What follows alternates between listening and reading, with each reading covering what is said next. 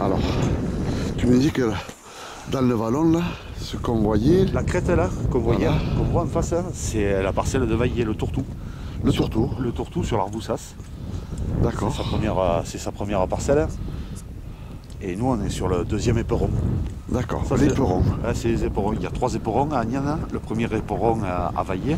Le deuxième éperon, c'est nous où on y est dessus. Ouais. Et le troisième éperon, c'est là où est Domagasak. Domagasak, d'accord. C'est juste, enfin, en contrebas à 500 mètres à vol d'oiseau. Ce qui se présente les trois vers la vallée de l'Hérault. D'accord. Et voilà. Bon, alors content?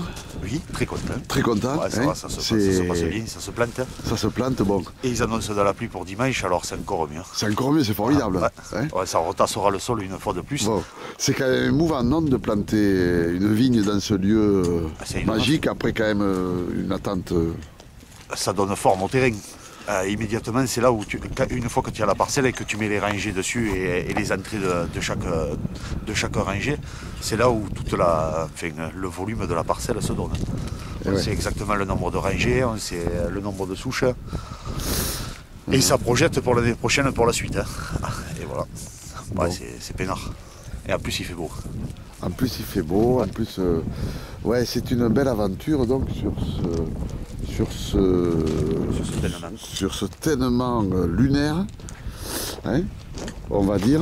Et alors, Philippe, Jean-Marc me disait que vous aviez planté Syrah et Grenache. Oui, Syrah et Grenache. Et donc vous avez l'idée de faire un vin, vous avez déjà le vin que vous voulez faire, vous l'avez en tête. Oui, on a fait ça. À partir du moment où tu choisis le cépage, c'est là où tu te détermines la cuvée, la vinification. Alors parle-moi de ce vin que tu veux faire. Ouais, ça c'est plus... Déjà on va voir si la troisième année ça peut rentrer en production. Et ce qu'il ne faut pas rater c'est le début, c'est les arrosages, c'est que les plants poussent bien cette année et que ça s'enracine bien. D'accord. Après... le vin, si les souches sont, si la parcelle est belle et que les pieds de souche sont belles, le vin il sort automatiquement. Ça va de pair ensemble. Bon.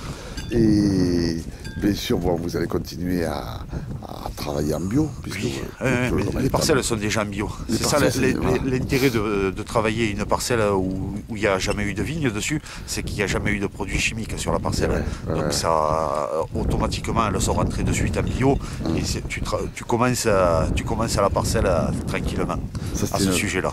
Une parcelle vierge. Vierge, tout à fait. Vierge de vigne et vierge de tout produit. Donc on est... Il n'y a jamais eu de culture dans l'histoire. La seule culture qu'il y a eu, c'est l'élevage. L'élevage. Il y avait des brebis. Enfin, là, c'est le chemin de Saint-Jacques de Compostelle qui passe autour de la parcelle et qui va à la chapelle de Valcroze. Et il y a la bergerie de Valcroze qu'on a achetée sur le terrain. Mais c'est pour ça que là, c'était un tellement à mouton. Un tellement à mouton. Ouais. Okay. Alors la famille, les Costone, donc. Les Costone, ils sont 4, les parents et les deux frères. Et les deux frères, ouais. Bon, Jean-Marc et Philippe. Et vous répartissez les rôles comment? Est-ce qu'il y a une répartition des rôles? Non, ça vient au fur et à mesure. Ça vient au fur et à mesure. Il y en a pas un qui est plus dans le commercial et l'autre plus dans le... Non, ouais, mon frère parle plus anglais que moi. Donc, tu parles anglais. Do you speak English? Yes. Bon, donc ça c'est sympa, vous vous entendez bien et ça forme une belle unité. Ton frère vient plus souvent me voir quand même que toi. Tout à fait, oui. Ça, après ça... Il est plus civilisé, quoi, c'est ça? Un peu plus. Bon, eh bien, c'est formidable. Bon, moi j'ai l'envie encore de goûter. Hein. Non, mais c'est sûr. C'est sûr, on se projette, on a envie que ça arrive à production. Mais il ne faut pas trop. Il y en a encore pour 3 ans, donc ça va prendre un moment. Voilà, et tout vient à point à qui c'est attendre. Mais ça va être un plaisir parce que chaque année je reviendrai et je goûterai. Enfin voilà, hein, jusqu'à ce que la première bouteille, on la boira ici. Hein. Tout à fait. Donc on la boira dans combien de temps? On la boira normalement la première 3 ans, 4 ans. On va commencer à goûter 3 ans et demi. Bon, donc nous sommes aujourd'hui le 25 mars 2011. 2012. Voilà, en 2015, donc nous boirons la... 2011, 2012, 2011, 2012, 2013. En début 2014, on commencera à goûter le premier verre. Et le premier verre à la cuve. Hein. Ça marche.